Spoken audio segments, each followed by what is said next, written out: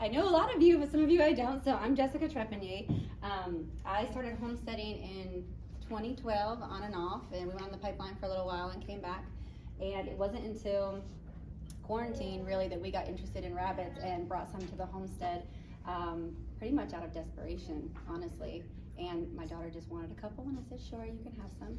And from there, I didn't know that it would turn into such a great interest for me and provide for our family so well. So that being said, after Stevie did her presentation on homesteading and we got the emails, I thought maybe everybody would want to know how to just get started with rabbits. So this is going to be a basic 101. If anyone is interested in like in-depth topics, we can talk about that another time, and I'm always open to answering questions and whatnot. So first things first, when I say homestead, this can refer to anything. I have a lot of people that go, oh, well, I live in the suburbs, so I can't homestead. And we're very big on do what you can. How did I write that out? It's right in front of me. So I believe a homestead is wherever you are choosing to do what you can with what you have where you are. Just meaning use what you've got. If you just have a little backyard, you can fit rabbit cages there, and that's the beauty of rabbits in general. If you just have a little garage, they can fit in there. And you don't have to have a lot of acreage in order to make this work. And you don't have to have a lot of grass or things like that. So it doesn't have to be complicated. Raising rabbits can be as simple as you want it to, or it can be as complex as you want it to. I've had a lot of people that I speak to that have raised rabbits for years, and many of them don't know some of the things that I would consider basics, just because we have access to Facebook and groups and things online that maybe some people don't. They put rabbits in a cage, they feed them food, they get food, and that works. So I'm going to tell you guys some little extra things, but I don't ever want that to be a hindrance to you, like, hey, this is too much for me, I can't handle it. Just know that you can do this on whatever level you want to do. So I hope that what I'm sharing today is not overwhelming, but it is just inspiring you or encouraging you to do whatever you want at whatever capacity you can do it. So rabbit terminology 101. A doe is a female rabbit. A buck is a male. A kit is a baby bunny. I feel like on our homestead, when I'm talking about sheep or rabbits or chickens, like I'm always going back and forth and calling them different things and trying to keep things straight. Grow outs are young rabbits that you are growing out for the purpose of meat production. Dispatch or harvest, the act of killing the rabbit. Processing and butchering, the act of cleaning, cutting up, and packaging the meat. Sometimes these four words are kind of used interchangeably. You know, someone might just say, I'm gonna process rabbits, and it means to kill, clean, and package. The pelt is just a leftover hide and fur that can be processed if you wanna use it for pillows, blankets, crafting, whatever. Fiber is gonna come off of a rabbit with long hair like Angoras, and some people will use that, spin it, and use it for projects or to make clothing and things. A fall off. So a fall off refers to the act that indicates a successful breeding. The male will flip backwards, throwing its feet forward, and literally fall off the doe. It looks really funny, and my husband's laughing at me right now because it's quite a hilarious topic. There are plenty of videos on YouTube. I did not want to link one of those today, but it is essential. If you don't get a fall off, then you're not going to have a successful breed. Kindling refers to the rabbit birthing process. So we'll say the rabbit kindled instead of saying like the sheep lambed. Okay, and why rabbits? I feel like there's a million reasons why rabbits. Like I said, I've really fallen in love with raising them. And when I say fallen in love with them, yes, I do love cuddling the babies, and it is difficult for me, but I love the meat it produces for our family. I love the ease in which we can always have sustainable meat and be processing that. So number one thing, it's sustainable. If you've ever raised Cornish crosses or meat birds, you know you have to order them in. It's debatable whether you can breed them or not. Some people have been successful, but normally you have to order your chicks, wait for them to be available. Everyone knows during 2020, if you were trying to raise chickens, there was a waiting list, or if Tractor Supply got 5 of them, you went and grabbed them. I think Stevie and I were like running to anything that was available and saying, hey, do you have 5, you have 10? I felt like a dealer. But with rabbits, if you have a pair and you essentially have grass, you get to have babies. So if the world ever implodes, you will have food. They are cost effective. Again, this is based on whatever level you want to breed or feed, but they are super cost effective. You can get a rabbit for $20, raise it up, feed it hay and pelleted feed if you want, and again, get babies. It utilizes minimal space. Like we said, we could use this in a backyard. You can just have a 1 or 2 cage system, or you can go as big as you like.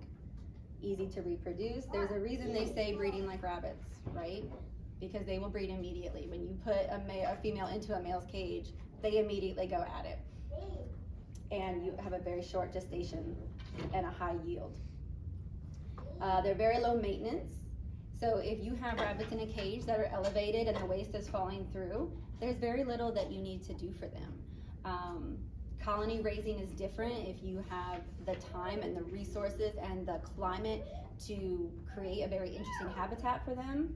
That can be as high maintenance as you want it to, but you don't have to babysit rabbits the way you do some other farm animals.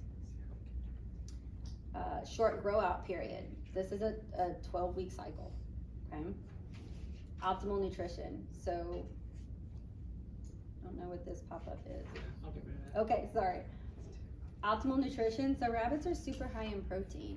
And I know people will talk about rabbit starvation. That's not true. You're eating other things. If you eat a lot of rabbit, you're not going to starve. That's like if you're eating wild rabbit in a survival situation and you don't have fats. With a farmed rabbit, you want to keep rabbits trim, but I have eaten very fat rabbits before, and it was the most delicious thing actually I've ever had. We put it on the grill, and my daughter said, "This tastes like steak." Sorry. I'm sorry? Just trying to spotlight you in the video. So. Oh, okay. I didn't know what it was. That's fine. Okay, taste. It tastes great. And I'm not saying that like, oh, I'm just acquired this taste. It tastes like chicken. I could fool you in a recipe and you'd never know that it wasn't chicken. So for people that are like, oh, that's weird, or I don't like gamey taste, I'm someone that if my fish is too fishy, I need to send it back at a restaurant, okay? But there is no taste with a rabbit. They taste awesome. They provide fertilizer and can be used immediately without need to cure. So most fertilizers, you need to cure them, let them sit, break down, let the acidity change, or so you don't fry your plants, and rabbit is not like that. You can take it straight from the cage, put it on the plants. They provide pelts like we talked about, and they provide fiber. So in my opinion, a lot of people will go for chickens first when they're first starting homesteading, and I think there's a lot more to learn about the crossover to a chicken versus like a household pet like a cat or a dog than there is with a rabbit. So I would go as far as to say, if you're going to start a homestead, start with rabbits. It's not letting me go forward with this. Oh, there it goes. So where to start? These are the points that we're going to go through, and I'm going to have a slide for each one just to elaborate.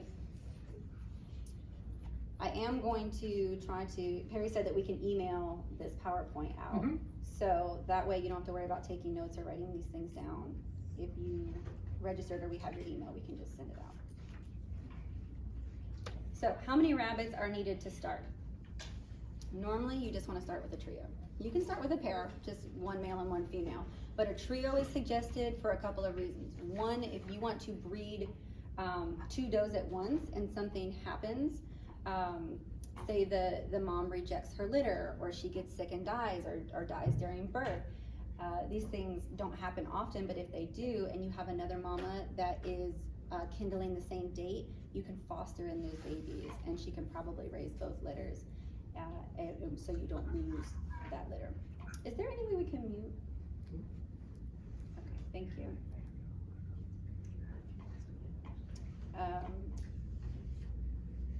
There's no way to move this either, so.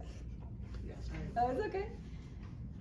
This also allows for a good foundation of genetic diversity. So it's not absolutely necessary that you have 2 different or 3 different lines. You can actually line breed within rabbits very, very closely. So mother to son, daughter to father, and I know that sounds really weird, but within rabbits it's okay. You can even do siblings. I know that it's common knowledge to say, oh, well, you can't do siblings, and found out recently that you can. The only time that you're ever going to see this as a negative thing is if there's like a weak genetic, it'll highlight that. Line breeding will always bring out the best of the best and highlight the worst of the worst. So starting with good stock will just eliminate that altogether. Hey, Drew, do you need water? Thank you. Let me get you some. Thank you. I'll be right back. So housing setup. Decide what setup will work best in your situation and climate. So around here, so we're in southern Louisiana. I know we have a lot of people on Zoom all over the country. If you're up north or if you're in a drier climate, you have it better than us.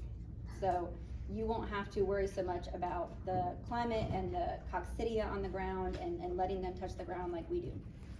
But in our area, tractoring can be very difficult, and letting them touch the ground during certain times of the year is pretty much a death sentence. I can't tell you how many, thank you, excuse me, how many people have bought rabbits from me just as a pet, and then they put it on the ground in the backyard during the summer when it's hot and moist, and they get coccidia and they don't know why the rabbit dies. And the kids are upset, and then they think rabbits are very hard because that has happened. That will not always happen. I pick up, I will tractor through maybe mid-May, depending on the weather conditions, how much rain we're getting, how hot. But if you have a strand, our friends at Vietnamese Farms have an older New Zealand strand that is very coccidia resistant. And even though they are mulching their runs and they're not on, grass all the time, I find that what they're doing works for them because they have a strand that is acclimated to this area. Like anything else, when you get into your pedigreed breeds, they're gonna get more finicky. I had a Rex doe recently get out of her cage. She was pregnant. She was on the ground maybe for 3 days before I caught her, and she got something respiratory and died within a couple days. She aborted her babies and she died. And I had never had that with any of my New Zealands. So that was just case in point to me of how fragile some of these breeds are. And you want to take that into account, when you're making your decisions of cage setup and breed selection. So hanging cages, I fully meant to have pictures of all of these things for you. I will probably add them in before we email this out, but a quick Google search will show you all of this. Hanging cages are just wire cages that they will hang normally by chains from an overhang or a small building. Excuse me. Hutches are like your regular wooden hutches that people build in various, with hole sizes. They call each slot or cage a hole, so various hole sizes. Tractoring. If you're not familiar with tractors, it's just like chicken tractors where you have them on the ground, you move them to a new patch once a day or a couple times a day to give them fresh grass and get them off of their own waste and parasites. Colony raising has become really popular recently, and this is what I was referring to earlier, where they let the rabbits be social and either make an enclosure and give them places to burrow, wood, things like that to have a more natural environment, but they will take the, the fencing on the side and bury it because they do dig. Rabbits burrow. The downside of that is you can't normally get your hands on the babies because they will be burrowed. If one of them dies or if your doe has a problem, you won't be able to assist.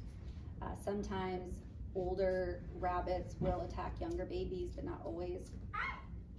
And I had a friend recently, and I had never even thought of this, that she had one that was burrowing, and when it was burrowing, a rock fell, like in their climate, they have a lot of rocks, and it fell and crushed her head and killed her.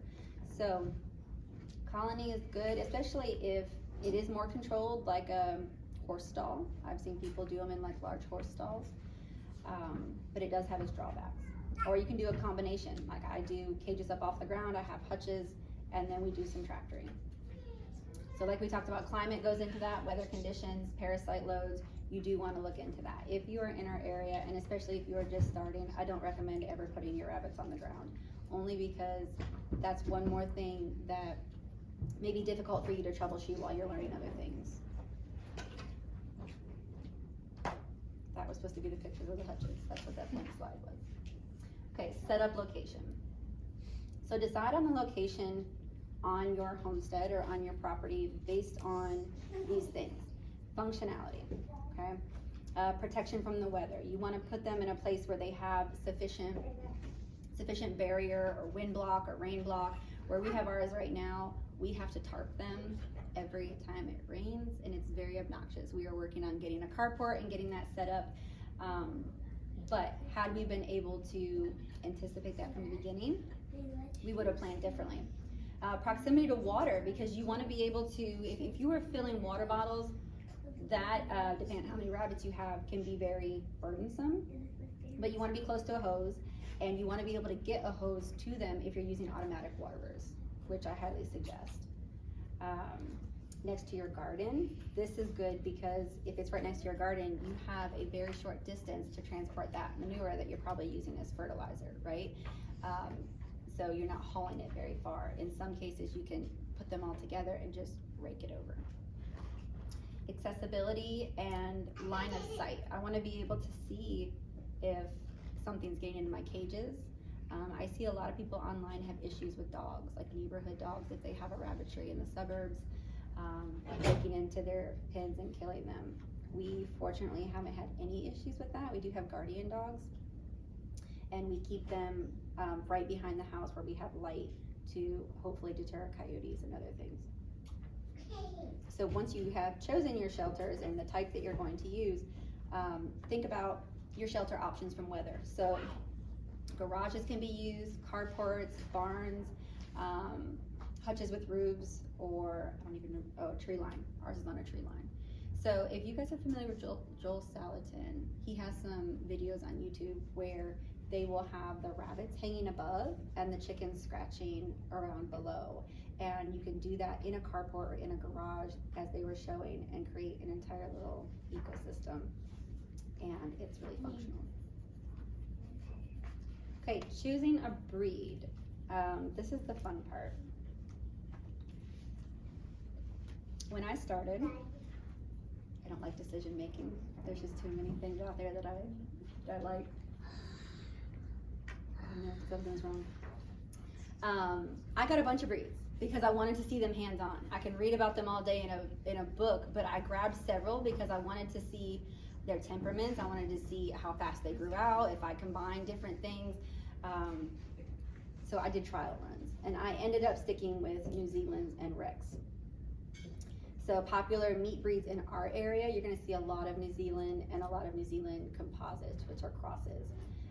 Rex, you're gonna find a lot of pedigreed Rex or crosses. Not so many Californians. Those are a little trickier to find, but they are here. And the Tamuks, which are the Texas A&M breed that they have created using New Zealand's mostly, and they did it for heat resistance and fast growth. So some heritage breeds that need help with conservation include the silver fox, giant chinchilla, I think it's pronounced Champagne d'Argent, the American, and there's a whole list of heritage breeds online that you can look at. It is definitely something that I have considered, but they probably are pricier, harder to source in our area, and if you are considering just resale or butchering for yourself and you want to get in this as cheap as possible, I would just go with a meat mutt. Okay, so a meat mutt could be any type of cross. Some don't even know what they're crossed with at one point, but I find that these are fun. The colors can be fun, and they have hybrid vigor. So I know some people will say, is this a myth? Is it not? It is not. Like I said, my pedigreed Rex are, I haven't had any issues with them unless they've gotten on the ground, but the hybrids are supposed to be a lot better. You can read up on the breeds on the ARBA, the American Rabbit Breeders Association. And I have these, so when this is emailed, you can just hit all these links and it'll take you straight there, or you can do a quick Google. All right, choosing feed or a management system. Using a pelleted feed will cover your basic nutritional needs. So you've got all your minerals and your forage all complete in that pellet. I would prefer to be able to live in a place where we didn't need a pellet and I could just use a high protein grass that was growing in my backyard, but our grasses are somewhat deficient compared to northern grasses. They can still convert it. You can still give them your garden weeds and the things that are growing around your place, but you are gonna probably need an alfalfa based or something with oat in it. So hay is optional. A lot of people think it's too messy and they don't use it, but I feel like hay is better for them, better for digestion. It keeps them chewing on something during the day, and it's a lot more natural. So orchard grass, timothy grass, and alfalfa are all good options. I have heard that too much alfalfa, if you're doing like straight alfalfa, can be problematic because they can get urinary calculi, which is actually a buildup of calcium in the urine or in the urethra. I only give straight alfalfa free choice to my breeding does and my grow outs, and that's mainly for weight purposes. You do not want a rabbit to get too fat, and you really can't tell when they're fat. I went through this when I gave my ladies a break over the summer, and I came back and I was still using 18% feed. Could not get my does bred and had no idea why. And ended up opening 2 of them up, and they were full of fat. I mean, I have video of this, and I can even link it in this if you want to see that, but unbelievable. The whole cavity fills with fat. All around the ovaries are encased in fat. So that's just like what would equate to like PCOS if you get cysts and fat encapsulating in people. So feed should be between 16 and 18. I have since dropped to a 16% feed. If I wanted to use 18% on my growers and my nursing moms, that would be totally fine. But in an attempt to keep things simple, I've just kept at a 16, and they are doing fine. Okay. So yeah, be careful with 18, and provide unlimited amounts of food for your grow outs and your nursing moms. They need that as they're growing. But when they're not, you can feed 1/4 to a cup of pelleted feed. And that seems like so very little, but rabbits really are little. And then you can go ahead and give them free choice hay to supplement that. So high quality feed, if you look at the label, this is something that I'm just now digging into, is how to read the label on a feed bag. And that stemmed from what happened to us last fall when the rabbits weren't breeding. So I find that anything on a homestead, anytime you have a problem or a failure, that just leads you to an area of educating yourself better and doing better later. So alfalfa should be your main ingredient, and oat. You can have oat in there too, but if it says plant byproduct, that's normally a red flag. That's a filler, and it's not actually providing nutritional content. So again, pasturing is an option in certain climates, and we talked about all of this. In our hot, wet climate, we have a lot of coccidia, and coccidia will go to a rabbit's liver and attack it and give or cause it to have coccidiosis and kill it. When you clean, I'm not loud enough. Sorry. If when you clean them and you find that the livers have spots on them, like yellowish spots, that's going to be coccidiosis. You don't want to eat that liver. You can still eat that rabbit, but you don't want to eat the liver or make a pate out of it. It can be discarded, or it is safe to feed to the dogs. So do not feed scraps and garden treats to kits under 6 months because they can bloat and die. If you have a very hardy strand of rabbits and mom is consistently given treats, they could be okay. But I always tell my people, wait 6 months, because I would hate to sell you a rabbit and then you give it a piece of lettuce and it bloats or gets diarrhea. Iceberg lettuce should never be fed to rabbits. And we think that rabbits all love carrots, but in actuality, they like carrot tops. They like things that are growing above the ground, like what would naturally just be there for them to pick at. A quick search on that will bring up foods that you should and shouldn't feed a rabbit. That's also subjective, because some people say don't give cauliflower, broccoli, whatever, because they can bloat. Don't give in high amounts. But a lot of them get garden scraps like that and are just fine. If you need to switch a pelleted feed, or if you are transitioning to pasture, you need to do that slowly. Just switch it over very slowly. Okay, gather your supplies. In best practice, we gather our supplies first, right? In my practice, I bring something home and then I decide, oh wait, I need things that I haven't picked up or prepared for. So don't be like me, go prepare, gather your supplies before you get your rabbits. You're going to need feeders. I like the Pet Lodge, the galvanized. That's my favorite. You can find them on Amazon, at Atlas in Brobridge, or Anthony's in Church Point. Those are kind of my go-to feed stores for the rabbits. And the colored ones at Tractor Supply don't work well. There's something weird with the angle on them, where the rabbits will actually shake the feeders and it just won't come down right. So I know a lot of people go there first, but I do not recommend. Waterers. So you can use bottles. They have different nipples on the end. There is a type that has a peg that Tractor Supply sells, and it's really hard to push in. I find that my babies can't do it. So I can give that to an adult, but I can't put it in a cage with babies. And I'm not talking about just like the regular nipples that you would put on an automatic waterer. This is a very specific water bottle. But the balls on the end are very easy for babies. So if you want to do water bottles, get the ones with balls on the end. If you have more than, I'd say 3 cages, even 3 cages, it's worth it to have automatic waterers. Sorry y'all, I'm so parched. So as far as automatic waterers go, there's plenty of DIY plans online. You can hook them up to a big, like 5-gallon bucket where you can control the reservoir. You can put apple cider vinegar in there. That's a way that you can put your herbs in there if you want to treat with herbs. Or you can put it to a hose and use a regulator. Is that right, babe? I'm consulting the Homestead. What is it? Pressure regulator. A pressure regulator that you would put on your hose to slow it down. Is that what it does? Slow. I'm sorry. Reduce pressure. Reduces pressure so you don't have water flying out those nipples when the rabbits are drinking them. And those can all those parts we found on Amazon, I believe. More or less. Okay. And at the end, I have a resource page where I have different websites for rabbit tools and things. So they have different options there as well. Hay feeders, they're optional. Like I said, some people feed hay, some people don't. But a hay feeder, you can actually take some chicken wire and make a wedge and tie it up, you know, with a clip on the side of your cage to stuff hay in, and that could be a use what you got. But they have some with trays at the bottom so that it's catching whatever would fall through. This is particularly, it prevents waste with alfalfa, with all the little leaves that come through there.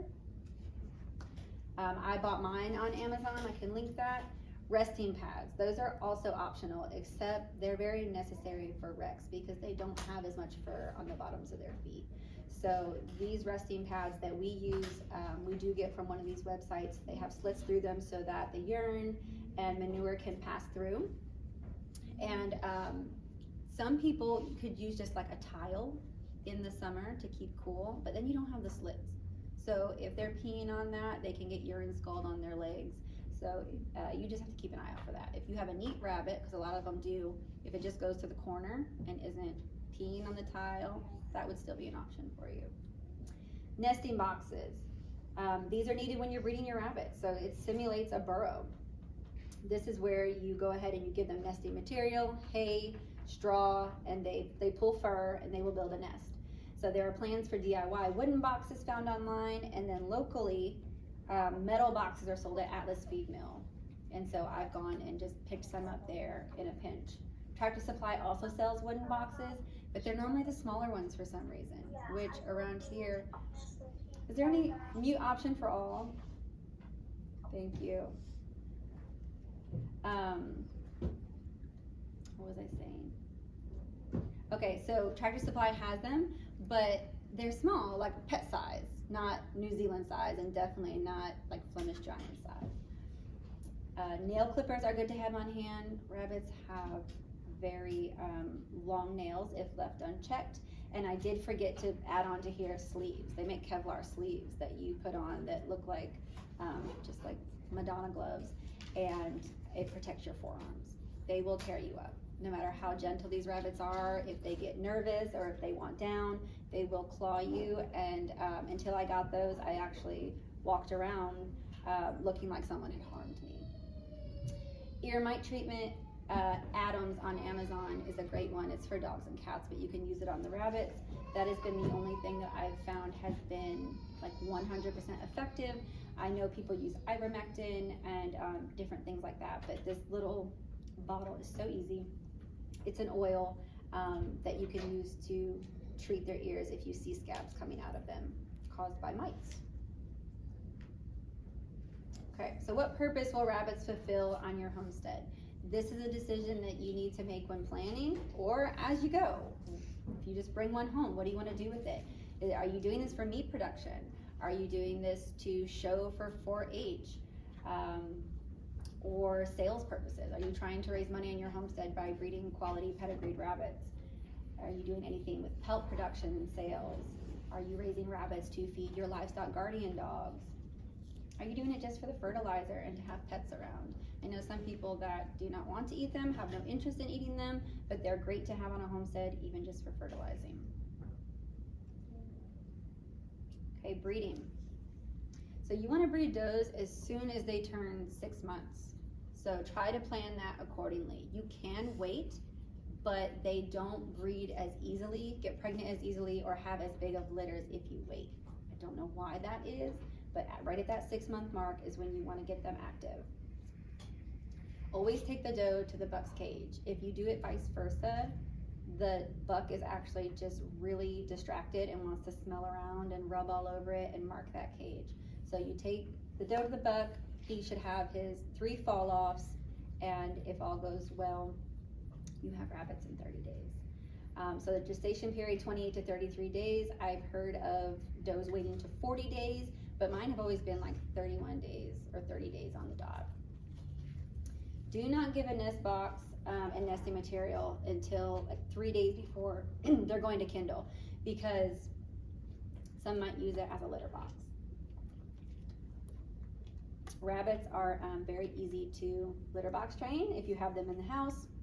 Like I said, some like to choose a corner and they're very tidy, but then you have the nasty ones that want to use it as a litter box either before they have their litter, after or during. Jennifer's laughing because I sent her a picture this year of one doe that refused to get out of her litter box and was urinating all over her litter. Do not recommend. Litter sizes, the normal litter is like 8 to 12, but that can range lower or higher. With a first breed, some might have 2, and that's okay. Her next cycle might be totally normal. And then I talked to someone today that their first litter was 15. So that's what you're aiming for. If you can get the most out of one breed and that feed, that's what you want to go for. Some does do not know what to do the first time, so if she rejects her babies the first time, or she doesn't pull fur, or she's confused, don't automatically cull her. I give a 3-strike rule. And I think I had one that on the 4th just turned into one of my best mamas. A lot of things can influence that, whether they've been transported, if their cage has been switched, the weather, and just being new. So something that is very well known in the rabbit community is people say breed the best and cull the rest. So when you are looking at who you're going to keep to breed, look at your fastest growers. Look at who's having the biggest litters, who breeds the easiest and isn't being finicky or unwilling to lift her tail for the buck. And then you'd want to look at conformation. So that's like a whole nother class in itself with rabbit conformation, and that's where the meat and how it's proportioned, and much like a dog show. Number one issue with rabbits not breeding is that they're overweight. We talked about that. I just can't stress it enough.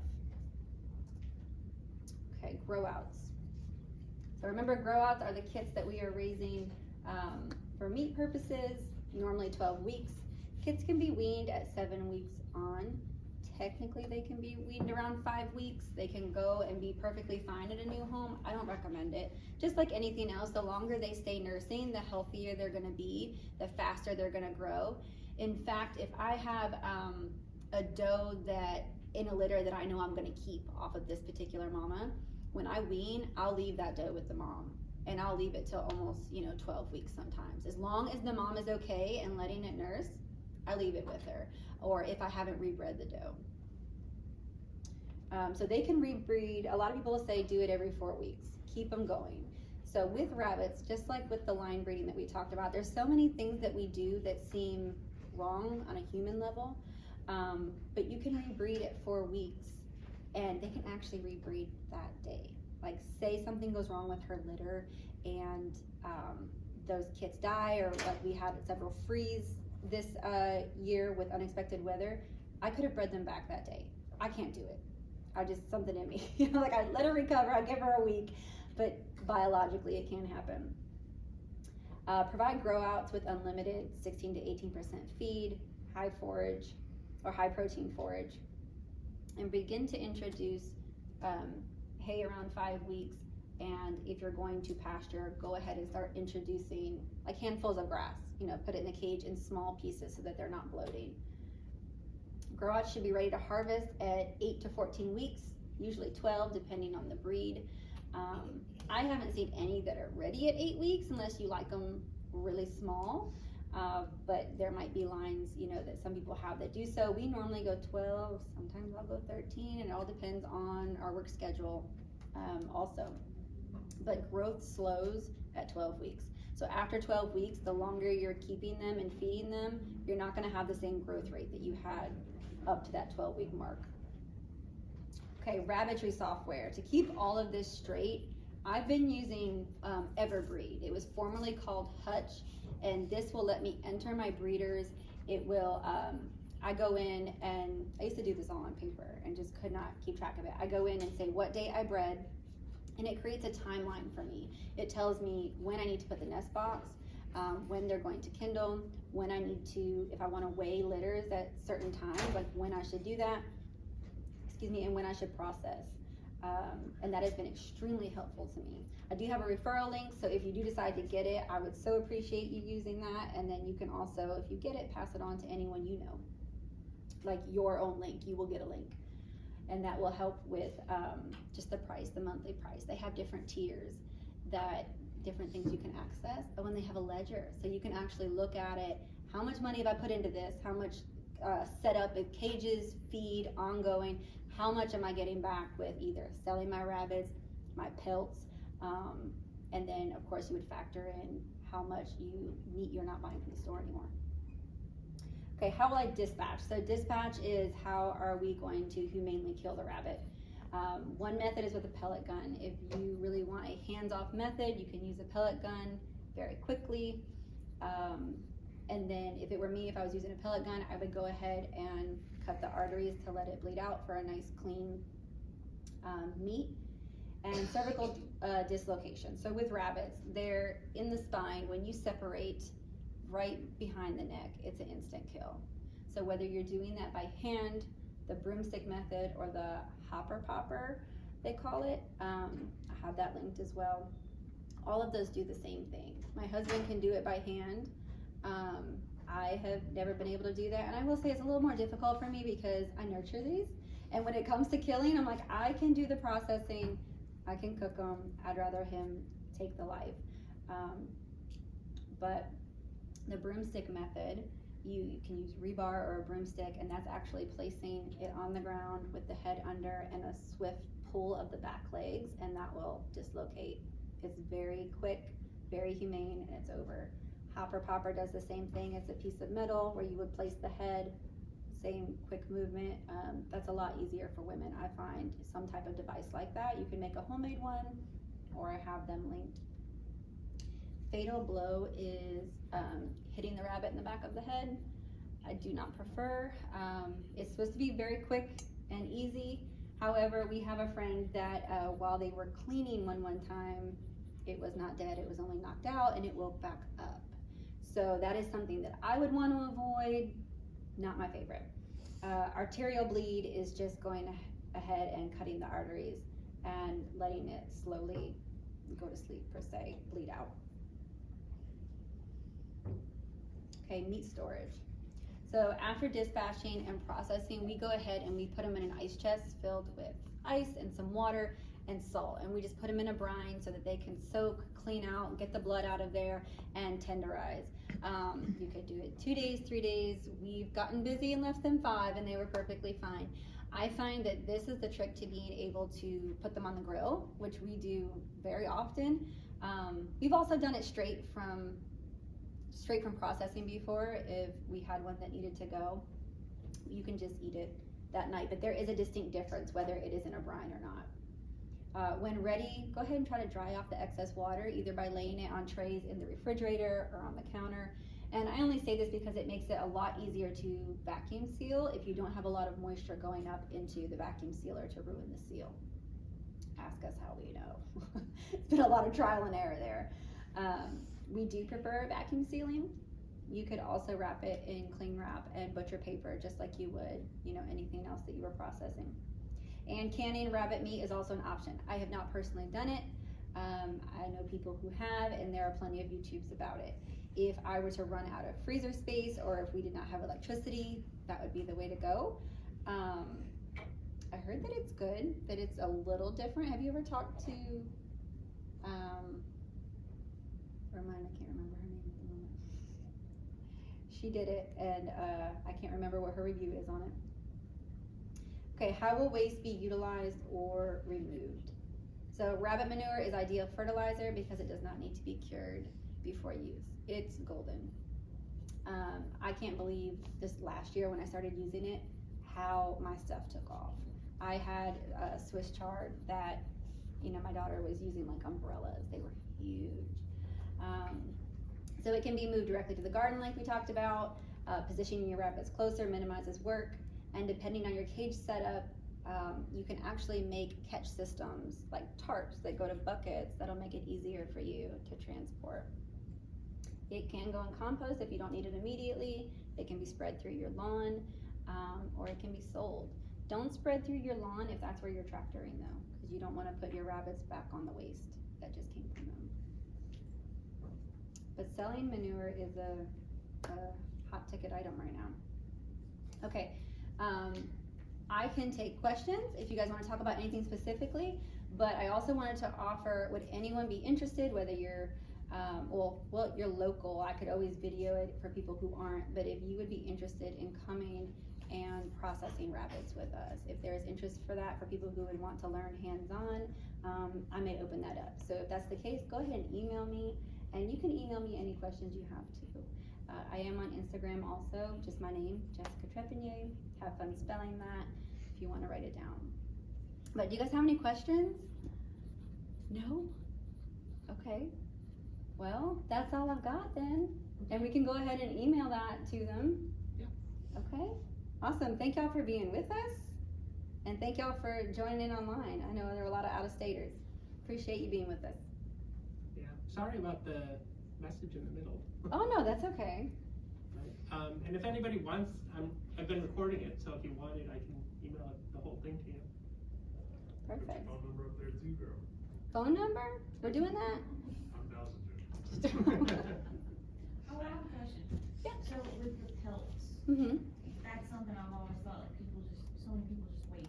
What can you do with it, really? Oh, so many things. So pillows, blankets, coats, like if you're crafty, anything that you can basically do with cloth, you can do with a pelt. Yeah, a jacket. Jennifer, your husband's working on something too, huh? A camping quilt. So we're breeding for camping color, and he'll do it.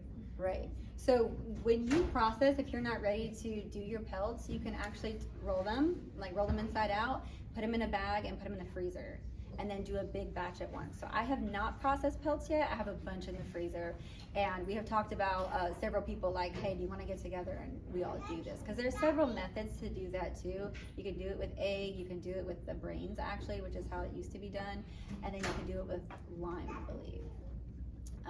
But there's a whole process to that, and I just haven't tackled it yet, but we're excited too.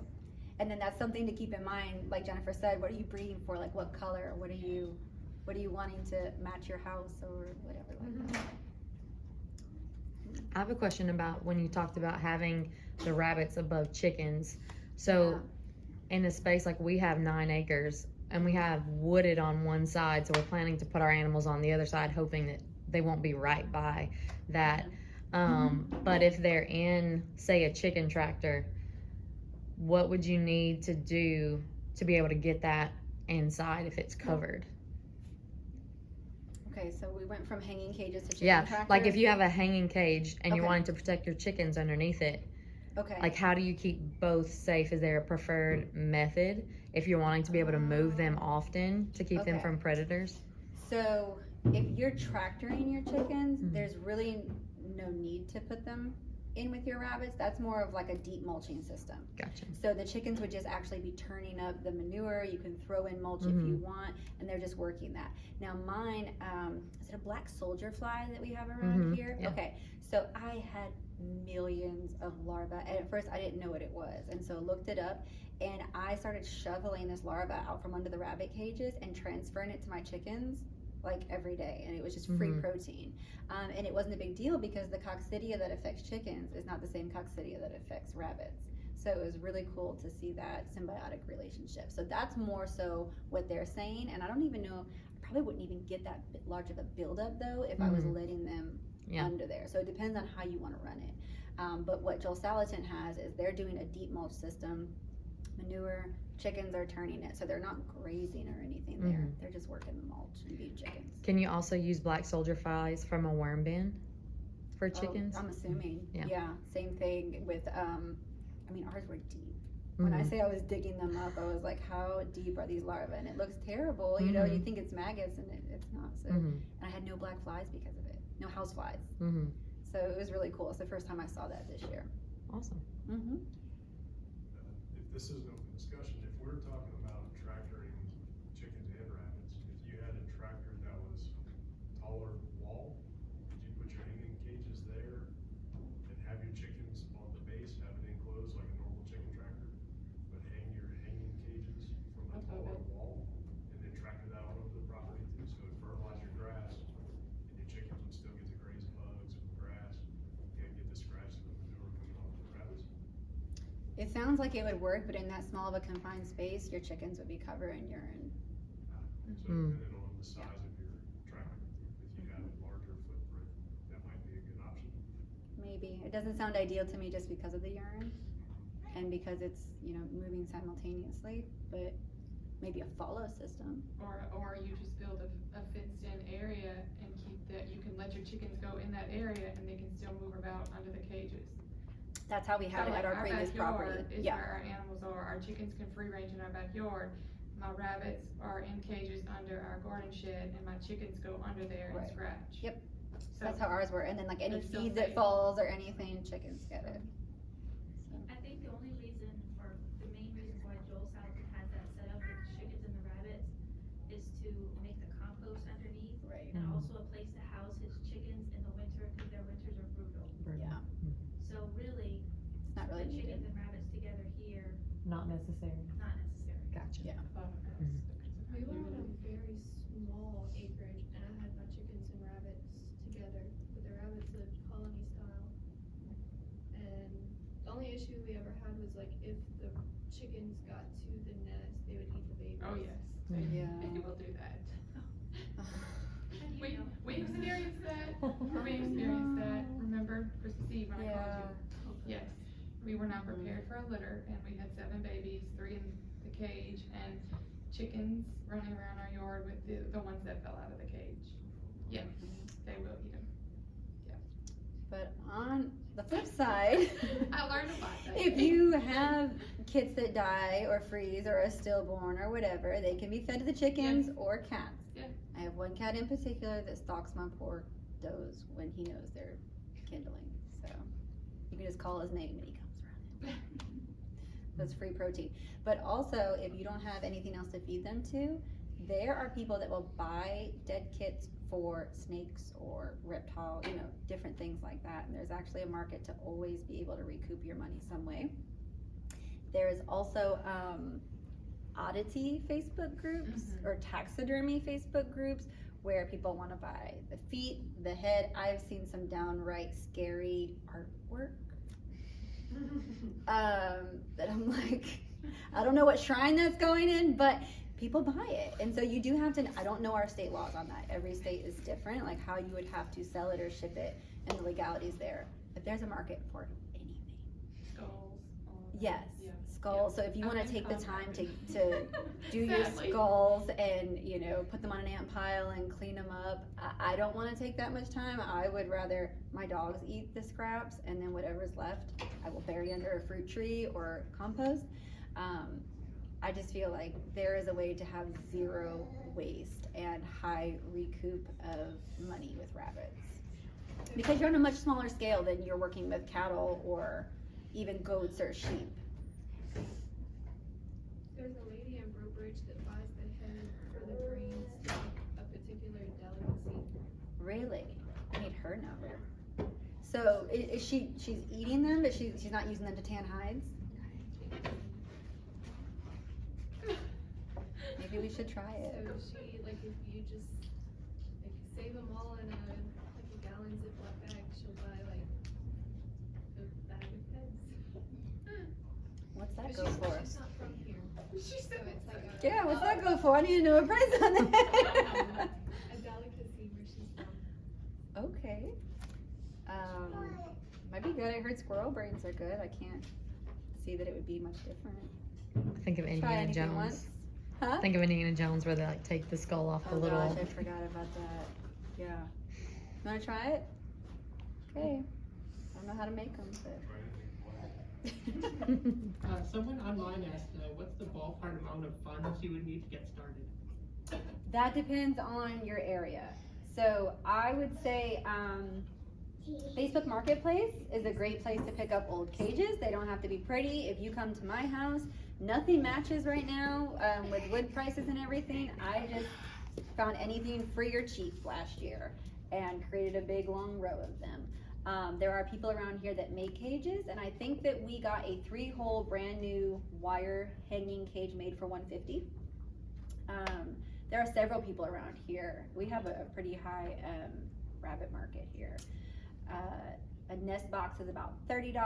A bag of feed, depending on what you're using, is between $16 and $20. If you're gonna get an organic feed, the only place that we know to get it is from Azure Standard, and you're pushing $40 a bag. So it's a really high quality feed, alfalfa based. It has herbs. It's great, but that's probably gonna be small scale, or if you have the money to invest in that. What about the watering system? What would you guess that costs? Cheap. Okay, that's the Cajun version. cheap. I mean, the most expensive thing that you just outlined was cages, if you're having rabbit cages built. If you are trying to house a rabbit, you can get an old cat cage, a small dog cage. You can make a wire cage work for you if you are just trying to get started. Yeah. But yeah, the watering system, I think it's like 3/8 tubing. I'll give you some information we can put here. Okay. Email to you. I'll go ahead and I'll add prices and links for the watering system in here. 5/16 tubing, and make sure that you get the black. Black, yeah. You want to use black tubing. tubing. So it doesn't grow out. But yeah, regulators maybe $15-20 to get your water pressure down. That's if you want to get it off of the hose. But you can feed it from a 5-gallon bucket and it's a 5-gallon drum. Yep. Anything, raised at heights, you just put some head pressure and then run it through some 5/16 tubing to the nipple. Okay, so if you couldn't hear my husband, he said as far as cages, you can make a cage out of anything or use a dog cage or different things. If you're using a dog cage, you want to make sure that there's some smaller netting around the bottom so babies can't crawl out. Huh? Yeah. The right size grading. If Right. you put hardware cloth. Yeah, hardware So cloth we on had the a big sides. extra large dog kennel to start, and we had no idea that they were bred, and then that's how they fell out. So the plan was to cover it with the hardware cloth at the bottom so that they couldn't, and there was a tray, like we had the hardware Right. cloth, but we ended up going with the Tractor Supply cages because they were cheaper than getting them built, and they were actually bigger, the holes. Okay. So it was like $34 per cage. And then Get we the just- wooden hutches? No, Oh. they do more rabbit cages. Oh, okay, like the ones that they have They're- inside? yes, Okay, they're like because you have a $34 For carport. the pretty big one. Yeah. Yeah, and ours is under the Mhm. garden shed, so we don't have to worry about the Weather. weather, yeah. Right, yeah. So use what you got, scrounge through Facebook, there's always things, there's always materials. And then what he was saying, what my husband was saying with the watering system is use the black, what kind of tubing? 5/16 tubing. You want to use black so the algae can't grow, especially in our area. The white ones, or the clear ones rather, you'll have algae through them. It's disgusting. You have to clean them. That's why I hate water bottles, honestly. I hate cleaning them and filling them by hand every day. Are there any more questions online? I can't see. Couple more. When it comes to finding a good breeder, how would you check the rabbits to know if they're good? Oh, that's a really good question. Okay, that's kind of a long answer. So you can look up the website. I said the ARBA. You can look for a local breeder. You can look for, you can go to a local show. You can look in, again, Facebook groups. They're very handy for finding people in your area to connect with. But you want to look for the normal things. Do they look healthy? Do they have, you know, dirty bottoms? Is their coat good?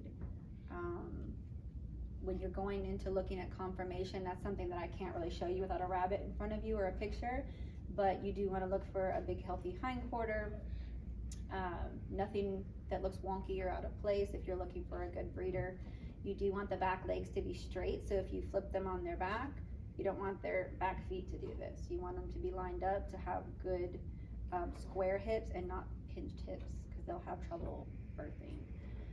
But besides that, it doesn't have to be super technical. Like I was saying with meat muds, you're gonna get rabbits, you know, any kind of way. And if you want to keep breeding up or breeding better, you just keep your best from each litter, or you bring in like another buck or something when you find them. The last one, rabbits for dog food. Was that question mark? That's my question mark. Oh, okay. I'm curious about this. What do you do? Okay, so some people that feed raw, some people feed raw all the time, and so they're using roadkill or hunting scraps, or they raise things on their property to feed their animals, or they buy from a butcher. Rabbits are really easy because you can just dispatch and you can actually give whole. If you have a dog that will eat them and get through the fur without a problem, you can just give it to them. Some will require you to peel the rabbit first and then give them the whole piece of meat. Some people, if you have a commercial grinder, I've seen this is pretty amazing, a commercial grinder that can do the whole rabbit, you just throw the whole rabbit through. It's pretty amazing. That's a goal. And like I will give, even after I make my broth, because I do make bone broth out of the rabbit carcass, just like you would with a chicken, and I will give my dogs those bones and things after as well. So it's in whatever capacity you want to feed them. We have one dog that loves Butcher Day, and he just sits and waits, and we just toss him all the entrails as they go. And if he gets full or picky or doesn't want the intestines, the chickens will get it. Somebody will eat it. It's going somewhere. So. We had a discussion earlier, Jennifer and I did, that even with prices, you want to make sure that you're upholding the market value of the animals in your area. And so when you have people that maybe have too many all of a sudden, or didn't plan well, or can't butcher, sometimes they'll try to offload those animals very cheaply. And if you are on the receiving end of that, that's great.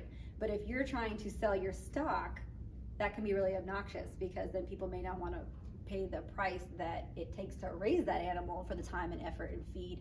And I would rather, if I was ever in a situation where I had a surplus, obviously if I know someone in need, I would go that direction. But if not, I'm not going to sell my rabbits cheaply. I'm going to feed them to my dogs, because that keeps the market correct, you know, and not flooded. If that makes sense.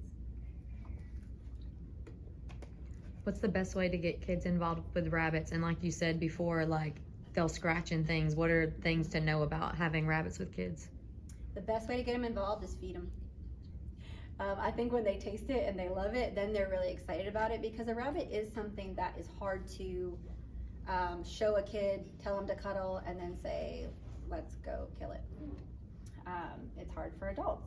So I think that my daughter just loves taking care of them with me. She'll play with them, she handles them. I do have to consistently tell her, put protect your arms.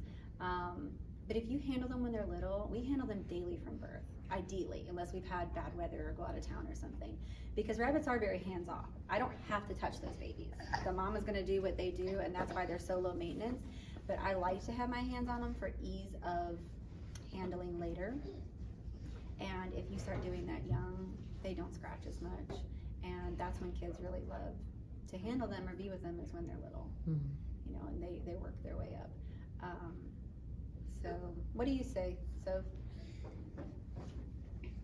what do you like being involved with? The babies? You don't like the big ones? They're not as fun. Yeah. She'll take the little ones in her room and handle them. Or if she's my handler. If I have someone that says, hey, I need a rabbit for my little girl, I'll say, okay, so go grab this one, get it gentle, and make sure it's ready for so-and-so. And she does a really good job of that. She's not really anywhere to be found on butcher day with rabbits, but get her on a chicken butcher day or a hog day and she's in it. Or a barbecue. She likes to eat that. That's where she comes in. She really likes to eat them.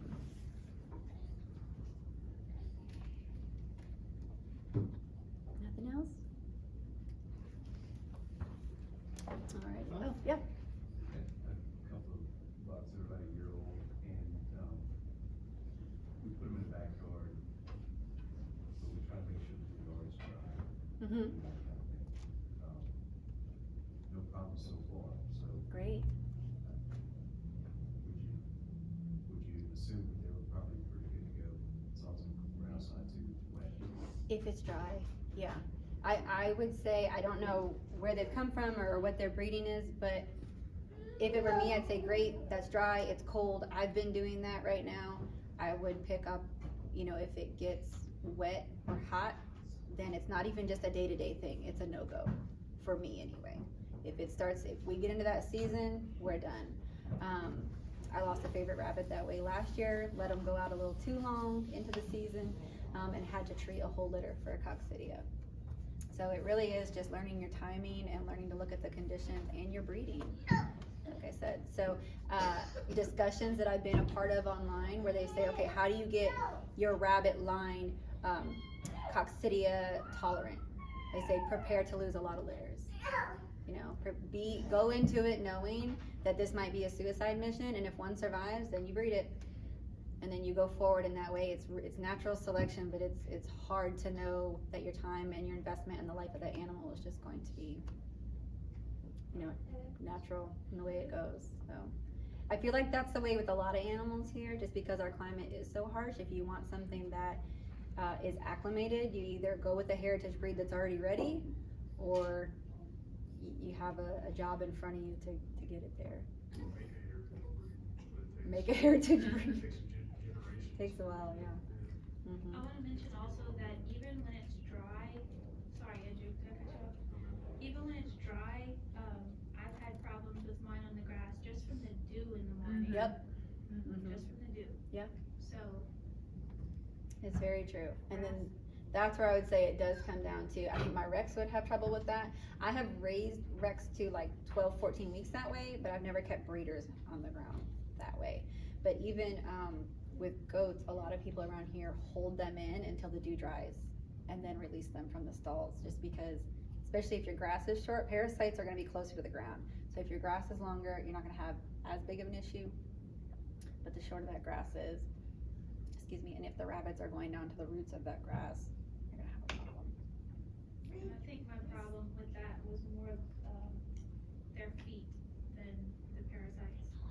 When it was the dew problem with me was they got those sores on the bottom of their feet. Oh, really? On the ground? I've never seen that. Maybe it was they got some, I don't know, maybe the wetness made the fur go away, and then it was bare skin, and then they got sores that got infected. I don't know. Happened pretty I'm gonna quickly. ask around. When I've had sores, it's been from hardware cloth on a cage or from urine skulls. Yeah, mine were on But the ground. on the ground. I don't know. But I'm definitely gonna ask tonight. Ask some people. One of the issues I had with having them in the colony was that they would burrow and the males would stay fertile during the